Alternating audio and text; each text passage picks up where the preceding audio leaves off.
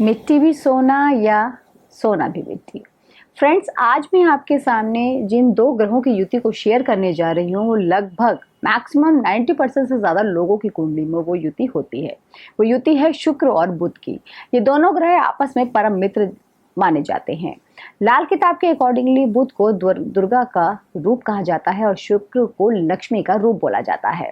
वैदिक में इसको लक्ष्मी नारायण योग भी बोलते हैं। ये युति भी दोनों प्रकार से फल देती है, अच्छे भी और बुरे की। इसको आज हम समझते हैं। तो उससे पहले नमस्कार, मैं रेखा जोशी डागर स्वागत करती हूँ आपका अपने YouTube चैनल ज़ेरी ज्योतिष में। फ्रेंड्स, आप मेरे चैनल्स को सब्सक्राइब करना ना भूलें और मेरी वीडियोस को लाइक करें, कमेंट्स करें और साथ में उसको फॉलो करना भी ना भूलें। फेसबुक और इंस्टा पे मेरे पेज रेखा जोशी डागर को फॉलो करना और लाइक करना भी ना भूलें।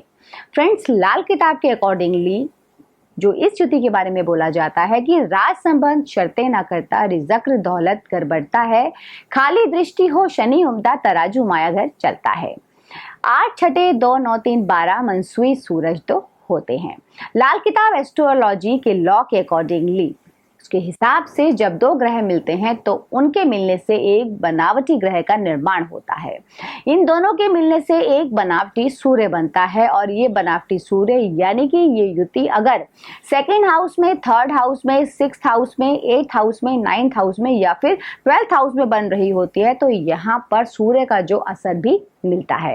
इस युति की खासियत है कि अगर लाल किताब में इसकी दृष्टि के अकॉर्डिंगली अगर इस युति पर किसी भी प्रकार की दृष्टि ना पड़े तो कुंडली में शनि किसी भी घर में होगा तो भी शनि बहुत ही उत्तम होगा। और अगर कुंडली में शनि की पोजीशन अच्छी है तो वो खराब नहीं हो सकती। किसी भी इंसान के पास ऐसे में बहुत सारी धन दौलत होती है, यानी कि उसको अपनी इतनी दौलत होती है कि उसको गिनने के लिए भी साथ में कोई ना कोई वर्कर उसको रखना पड़ता है।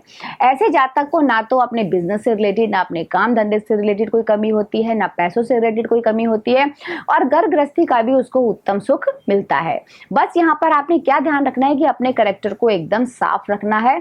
और अगर आप अपने कैरेक्टर को साफ नहीं रखेंगे, किसी भी प्रकार की अफेयर्स में पड़ेंगे, किसी भी प्रकार की आप गंदगी वाले प्रेम में पड़ेंगे तो यहाँ पे आपके साथ अच्छा नहीं होगा। और अगर इस युति को अगर आप बैलेंस फॉर्म में अगर होती है तो इंसान को नौकरी से रिलेटेड, बिजनेस से रिलेटेड, उसकी बुद्धि, उसका ऐश्वर्य, सोसाइटी में उसका बहुत नाम होता है, गवर्नमेंट के साथ उसका बहुत ही अच्छा किसी न किसी प्रकार का जुड़ाव होता है और ऐसा जो व्यक्ति होता है सभी प्रकार के सुखों का भी यूज करता है, उनका सुख भोगता है।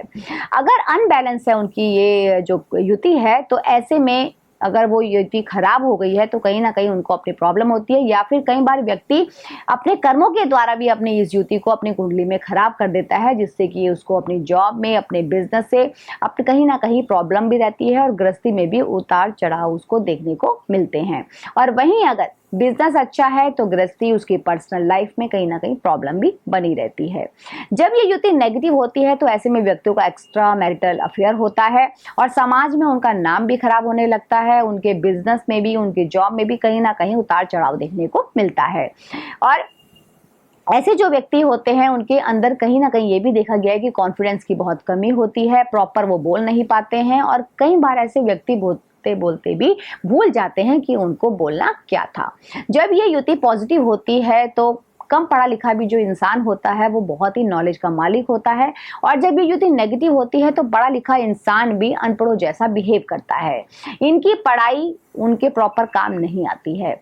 और जब ये युति फुल पॉजिटिव होती है तो जातक जो होता है वो मिट्टी को भी सोना बनाने वाला व्यक्ति होता है। इनकी पॉजिटिविटी इनकी हाथों की लकीरों से भी पता चल सकती है। जैसे कि हमारे हाथ में जो शुक्र पर्वत है, आप देखेंगे कि जो हमारे हाथ का शुक्र पर्वत की कोई भी रेखा बुध पर्वत तक जाती हो तो ये रेखा सूर्य की रेखा को ना काटे, यानी कि जो डायरेक्ट रेखा जाती हो तो ये युति बहुत ही उत्तम अच्छा फल देती है और ये एक प्रकार का पूर्ण राजयोग भी माना जाता है। और लाल किताब के अनुसार बुध और शुक्र को जांचना अपनी कुंडली में बहुत ही इजी होता है। इसको हम कैसे जान सकते हैं कि जैसे बुध शुक्र से पीछे के घरों में होगा तो ये दोनों ग्रह बहुत ही उत्तम होंगे, और इससे पहले जो है उसके लॉ के अकॉर्डिंगली वहीं जब ये युति बन रही हो एक साथ, तो उसको आप ये भी देखें कि उसके डिग्री के अनुसार उसको देखें। कैसे देख सकते हैं आप, जैसे बुध को आप डिग्री वाइज बुध कम होना चाहिए और जो शुक्र है उसकी डिग्री हमेशा बुध से ज्यादा होनी चाहिए, तब ये दोनों ग्रह बहुत ही अच्छे होते हैं। और अगर ये युति पॉजिटिव होती है तो व्यक्ति जो है बहुत ही ज्यादा अट्रैक्टिव होता है, उसकी स्किन और उसका जो फेस होता है, उसकी बुद्धि, एक अलग ही प्रकार का वो इंसान देखने को मिलता है। और वहीं अगर ये युति नेगेटिव होती है तो ऐसे में जो व्यक्ति की स्किन की उसको प्रॉब्लम बनी रहती है, उसके फेस पे कोई अट्रैक्शन नहीं होती है, उसका जॉब, उसका वर्क जो होता है वो कहीं पर भी सेट नहीं रह पाता है। और जब ये युति और ज़्यादा नेगेटिव होती है तो इंसान जो होता है, जो व्यक्ति होता है, ऐसे में वो सिर्फ 3 चीज़ों में फंस कर रह जाता है, जड़, जोरू और जमीन, इसमें रिलेटेड उसको प्रॉब्लम्स हमेशा रहती हैं। तो कुछ ऐसी बहुत ही सिंपल रेमेडीज़ हैं जिनको आप घर पर आसानी से कर सकते हैं और उनका लाभ भी प्राप्त कर सकते हैं। सबसे पहला आपने यहाँ पे क्या परहेज करना है, आपने ये ध्यान रखना है कि आपकी उम्र के 17 साल से लेकर 34 साल की उम्र तक आपको किसी भी गलत संगत पे नहीं पड़ना है, नहीं तो ये आपके लिए बहुत ही ज्यादा हानिकारक भी सिद्ध हो सकती है। गलत संबंध, किसी भी प्रकार के एक्सटर्नल अफेयर्स इसमें ना पड़े।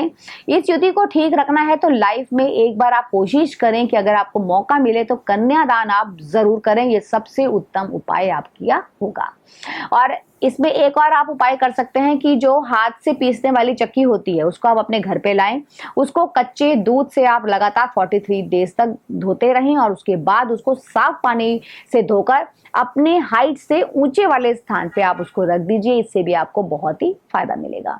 नेक्स्ट रेमेडी आपने इसमें करनी है, तांबे के लोटे में मूंग साबुत भरकर उसमें उसके ऊपर आप तांबे का कवर, उसका ढक्कन रखिए और फिर उसको कलई का टाका लगवा के उसको आप अपने सर से जो है एंटी क्लॉकवाइज 7 टाइम्स वारी और उसको जल प्रवाह करें, इससे भी आपको बहुत ही फायदा मिलेगा। और कोशिश करें जब आप उसको जल प्रवाह करें तो कन्यादान करते वक्त जो मंत्र बोले जाते हैं, अगर आप उन मंत्रों का उच्चारण करते हैं या किसी से करवा लेते हैं तो इससे भी आपको बहुत ही ज्यादा बेनिफिट मिलेगा। इस चीज का आपने ध्यान रखना है। साल में एक बार ये उपाय जरूर करें। अपने कानों में सोने की बाली पहने और अपने हाथों की जो दोनों छोटी उंगलियां हैं उसमें आप छल्ला धारण करें, अपने हाथ में चांदी का ढलाई वाला बेजोड़ कड़ा पहनने, इससे भी आपको बहुत ही फायदा मिलेगा। कोशिश करें जो चांदी हो वो आप प्योर मिले। और मूंग साबुत को कांच की कटोरी में पहले दिन भिगोएं और नेक्स्ट डे उसको पक्षियों को खिलाएं, इससे भी आपको बहुत ही फायदा मिलेगा। और आप उसको गाय को भी खिला सकते हैं। और एक और उपाय आप कर सकते हैं कि गाय को आप पालक खिलाएं या फिर हरा चारा खिलाएं, इससे भी आपको बहुत ही फायदा मिलेगा। और आप कोशिश करें कि ये उपाय आप रेगुलर करें, अपने बोलने पर भी कंट्रोल करें। और घर में बिना यूज का अगर कोई म्यूजिकल इंस्ट्रूमेंट रखा है जिसका आपको कोई यूज नहीं है उसको अपने घर से निकालें तो आपको इसका ज्यादा फायदा मिलेगा।